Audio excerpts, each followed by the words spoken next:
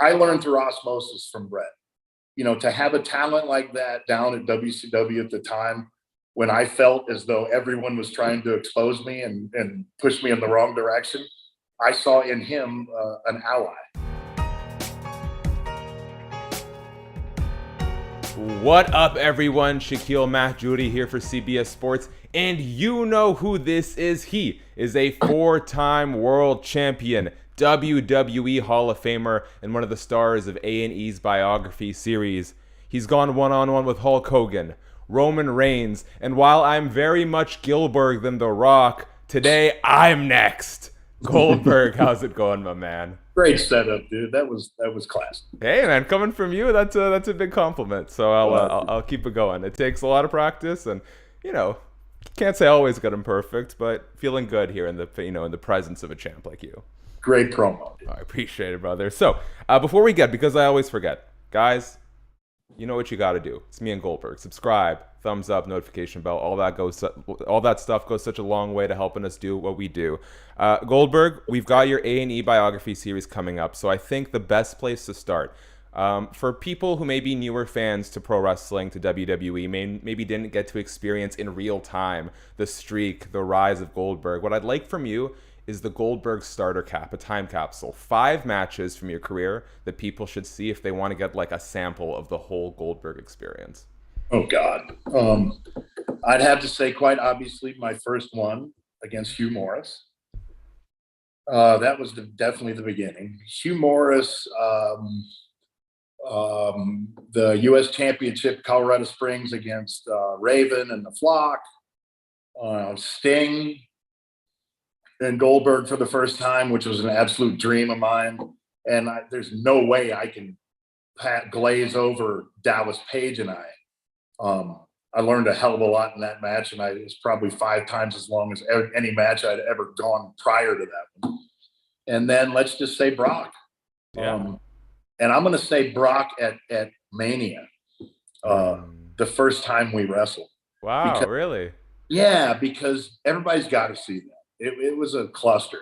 I mean, it truly was a cluster. But the match wasn't bad by any stretch of the imagination. But you could have put on a 10-star match and they still would have booed us out of the building. Well, yeah, I kind of like that you lean into that because I think, I was at Money in the Bank with a colleague of mine who doesn't watch a lot of WWE, and what I was explaining is part of why the fan base can get so feverish is because there's these blurred lines between the performance in the ring, what's really happening, the competition in the ring kind of reflecting the work people are putting in behind the scenes and it being rewarded. So I think it's such a fascinating thing to dive into.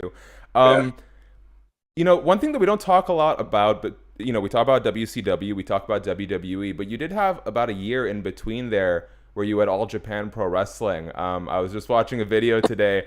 You went to Jackhammer, Satoshi Kojima, turned it into kind of like a alligator roll, swinging neck breaker kind of situation. What are your memories from that stage of your career? Nothing but happiness. I mean, really? True. Yeah, when I started the formation of the character Goldberg, I'm an old school guy. I'm a football guy, so I watch a lot of film. I did a lot of due diligence. I came to the realization that the guys who were the guys, the guys who were the badasses are the ones that could transfer over to Japan.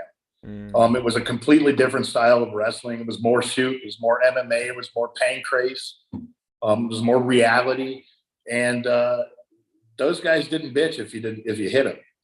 They loved it. And it was more of an initiation. It was just a completely different deal. And the fans are like sitting on their hands the whole time. You don't hear anything. You can hear a pin drop, but it doesn't mean they don't enjoy what they're watching.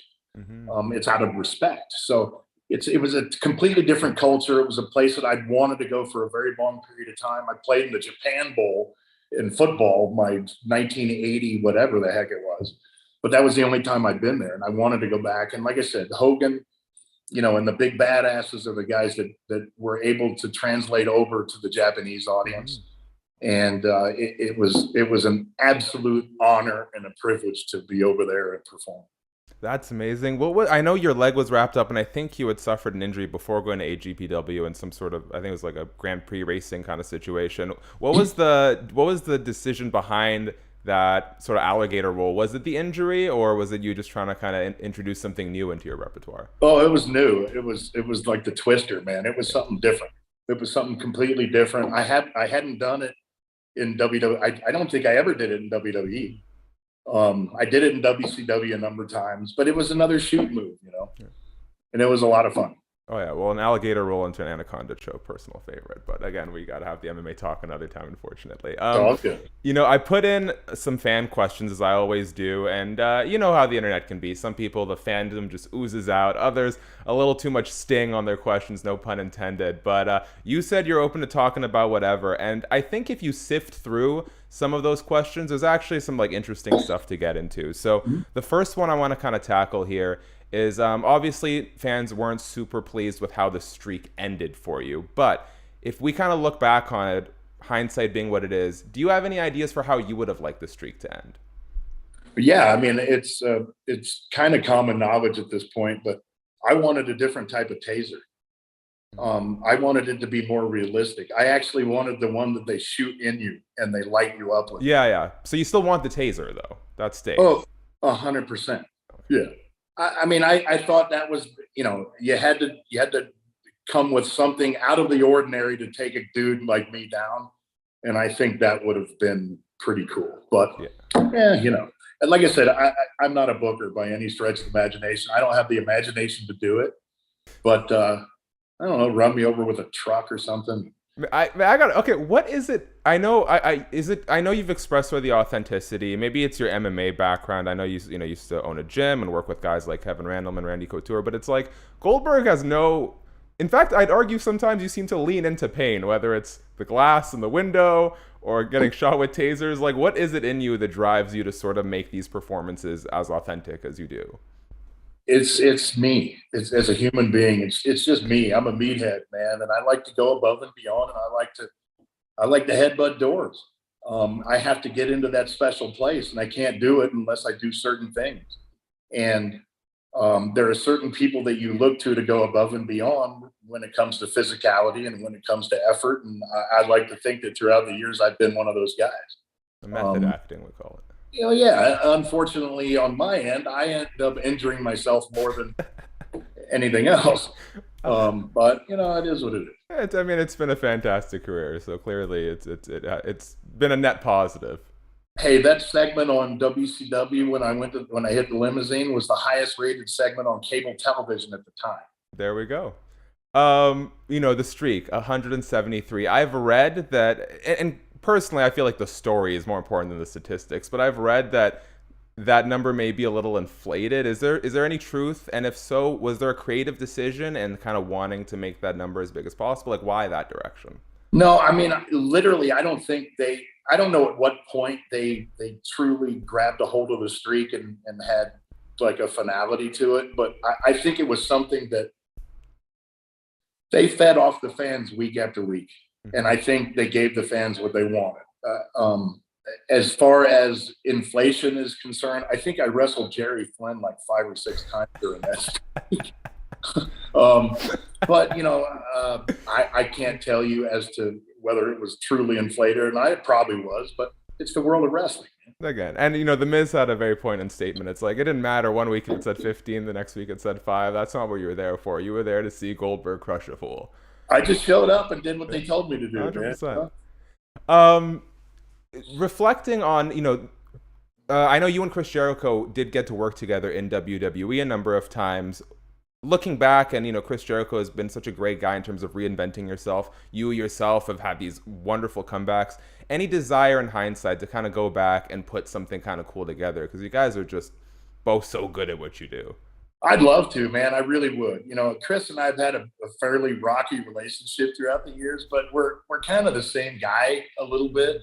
And I think that's why we butted heads in the beginning. One of the reasons. And, hey, man, I love Chris to death. I do. I'm actually doing his podcast here in a couple of weeks. Hey, I love to hear that. Yeah. So, hey, man, life's too short, dude. Grudges are something that, it means that he wins or something like. I don't know what the saying is, but life's too short. Yeah, I'm always.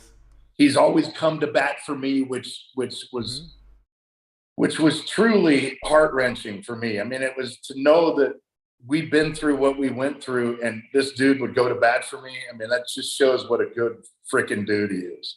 Oh, that's gonna be a damn good podcast episode too, and I I love can't that. wait. I really can't. I'm very much looking forward to it.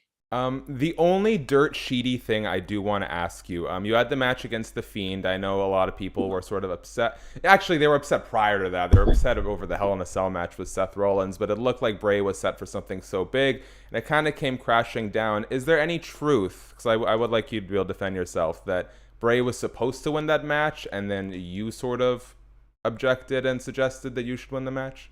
Let's put it this way, okay? And I've never said anything that wasn't true in the wrestling business.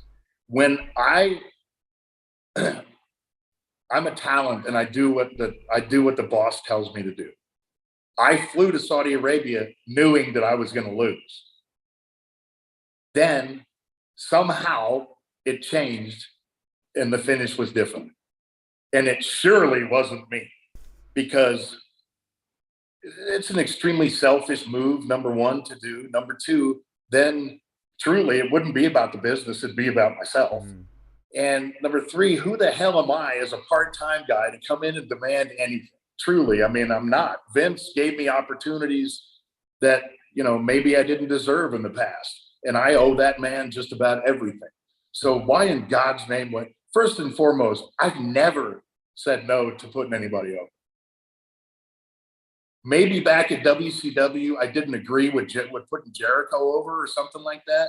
If I can remember correctly, because I didn't think that it was time for the character to be involved in any comedy, but not in a million years in that Fiend situation in Saudi would I have done that. No way in hell. And I'd love to get on the phone with Bray and tell him face to face.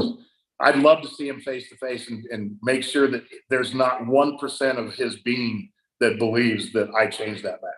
Yeah, well, I'm happy to hear that. I like to stay away from that stuff for the most part, but I do think it's important, if possible, to give people the chance to sort of defend themselves. You don't want to give too much weight to it, though. Well, that's the first time I've actually been able to defend myself in that situation. Well, good. Thank you. Thank you for answering it, and I appreciate that your willingness and allowing me to sort of be a part of that. Last thing before we move on to some fun stuff, because I do like to kind of end this, getting to know you as a person a little bit better. Obviously, people talk a lot about the Bret match. I'm not too interested in rehashing that or what's come since, but you mentioned, I think on Inside the Ropes during that live show, how much you idolized Bret. What was your relationship like with Bret Hart before that match? I was a sponge, and he taught me, I learned through osmosis from Bret.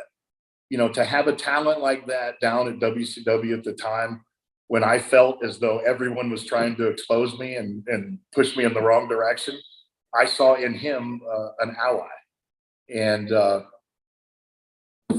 to what happened to have happened, I'll be remorseful to the end of my days. And, for anybody that thinks that was intentional, that's extremely foolish. And I'll just put it that way. Yeah. Well, we kind of talked about, you kind of brought it up with Chris Jericho, but hopefully with time, more healing, maybe one day you guys can sit down and do a podcast together. And you never know. You never know. And in this industry especially, you really, truly never know. I mean, hey, man, Vince and Brad got over it, so. Hey, you never know. Here, let me tell you something about Goldberg the human, okay? This just happened in the last month. Very long story short, and you can go on my Instagram on Goldberg95 and check this picture out. But the latest post, I posted a picture of a bird sitting on top of my head. And we are in the middle of Texas summer baseball. My son's 16. We're playing baseball all over the state. We go to Franklin, Texas. We do a tournament. They win the tournament. I walk from the stands to the dugout. There's a baby bird on the ground, right? And I had to tell my wife, we had to save this thing. So not only did we drive to Franklin and back with the kangaroo in the front seat, but we had a baby bird right next to the kangaroo on the way home. We nursed the baby bird back to health. We've taken care of him for the last 3 weeks. 2 days ago, we let him go. It was one of the most heart-wrenching things in my entire life, believe it or not. And today, when I come out to do my interview, I walk outside and he flies in and lands on my head. That's a good omen. I love the sound of that, man. I mean, so that's a story that you'd never think that you would hear from Goldberg. but man, it's freaking awesome. Those are my favorite kind of stories. I mean, how could I even ask you? But thank you for bringing it up, because that's what's going to stick out. Okay, I know we're short on time, so I want to end on a little rapid fire here. Feel free to keep your answers short. No need to elaborate. Just got to know you a little better. Ready to go? Sure. All right. You can only do one sequel, but you got to do one of them. Santa's Sleigh 2 or Looney Tunes Back in Action 2? Santa's Sleigh 2, 100%. Okay. Are you more likely to pick up your mom's skills as a classical violinist or award-winning hybrid orchid grower? I would say a award-winning hybrid orchid grower. Okay. What is your most memorable story as a bouncer? Oh, Jesus. The first night that I was there as a bouncer, and I was 15 years old, I lied to my boss. And actually, there are two.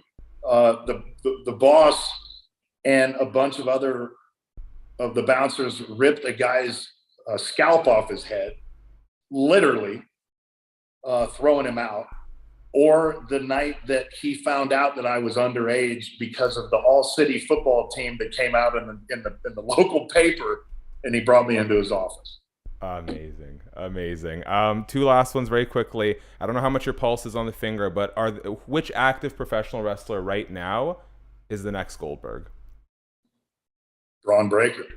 Okay, and finally, Bill Goldberg's next match or his son's debut. Who's next? Which one's happening first? Oh, I would say Goldberg's next match.